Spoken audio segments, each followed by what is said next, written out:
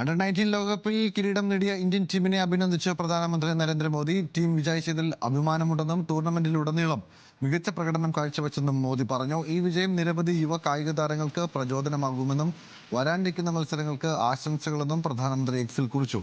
14-കാരനായ വൈഭവ് സൂര്യവംശിയുടെ തകർപ്പൻ സെഞ്ചുറിയാണ് ടീമിനെ കിരീടത്തിലേക്ക് നയിച്ചത്.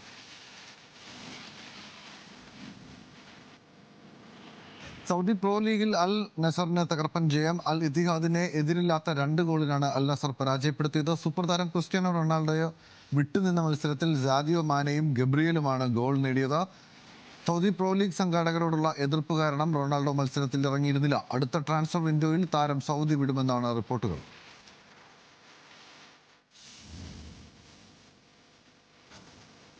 കേരള ബ്ലാസ്റ്റേഴ്സ് റൈറ്റ് ബാക്ക് താരം അമേ റണവയുടെ ക്ലബ്ബ് വിടുന്നു. മോഹൻ ബഗാൻ സൂപ്പർ ജെയിൻസ് ആണ് താരത്തിന് ലോൺ അടിസ്ഥാനത്തിൽ സ്വന്തമാക്കുന്നത്. കഴിഞ്ഞ സൂപ്പർ കപ്പിന് മുന്നോടിയായാണ് അമേയുടെ റണവയുടെ ബ്ലാസ്റ്റേഴ്സിലേക്ക് എത്തുന്നത്. എന്നാൽ താരത്തിന് ഇതുവരെ കേരള ബ്ലാസ്റ്റേഴ്സിനായി ഒരു മത്സരം പോലും കളിക്കാൻ സാധിച്ചിട്ടില്ല. പരിക്കേറ്റ റൈറ്റ് ബാക്ക് താരം ആശിഷ് റായ്ക്ക് പകരക്കാരനായാണ് മോഹൻ ബഗാൻ അമയെ സ്വന്തമാക്കുന്നത്.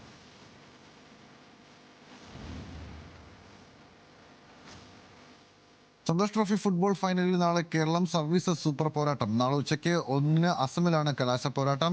സെമിയിൽ പഞ്ചാബിനെ 4-0 തകർത്താണ് കേരളം തുടർച്ചയായ ഫൈനലിലെത്തിയത്. റെയിൽവേസിനെ മറുപടിയില്ലാത്ത 2 ഗോളുകൾക്ക് തകർത്താണ് സർവീസസ് ഫൈനൽ ടിക്കറ്റ് സ്വന്തമാക്കിയത്. പ്രാഥമിക റൗണ്ടിൽ കേരളത്തെ തോൽപ്പിച്ച ഏക ടീമാണ് സർവീസസ്. 2012-13 സീസണിൽ കൊച്ചിയിൽ നടന്ന ഫൈനലിലും കേരളത്തെ തോൽപ്പിച്ച് സർവീസസ് കിരീടം നേടിയിരുന്നു.